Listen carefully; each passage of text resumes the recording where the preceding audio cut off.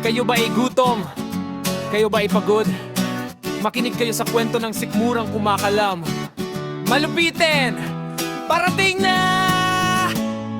Alas 5 ng hapon sa gitna ng lansangan, ang usok ng sasakyan ay hindi mo matakasan. Pagod ang iyong katawan, pitaka mo ay payat, naghahanap ng pagkain na sa bulsa ay sapat. Biglang may natanawan sa gilid ng bangketa, maliit na kart lang pero di narayo ng madla. Amoy pa lang ng ulam ay mapapalingon ka na. May nagluluto, may nagmamadali, may nakapila. Isang subo, isang lasa, mapapapikit ang mata. Nakalimutan ng pagod ng maghapong pamasada. Kaya't kahit na ikaw ay galing pa sa malayo, dito sa kat na to lahat tayo ay bida.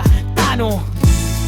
Kaya't sumakay ka na sa agos ng ating kwerko. Tikman ang lasa na para sa Pilipino.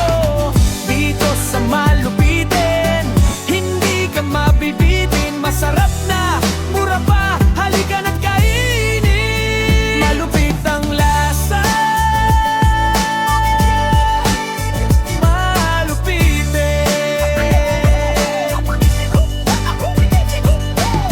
sandali, makinig ka sa akin. Si Juan, si Maria, si Pedro na galing sa dilim. Lahat sila ay saksi sa tindi ng timpla. Walang katulad ang sarap, ubusin ng barya. Mula sa unang subo hanggang sa huling patak. Ang dila mo ay sasayaw, puso mo ay lalaklak. Hindi mo na kailangan na mag-isip ng malalim, dahil ang sagot sa gutom ay nasa Malupitin. Itaas ang kutsara, iwagayway ang tinidor. Ito ang pagkain, laging panalo sa score.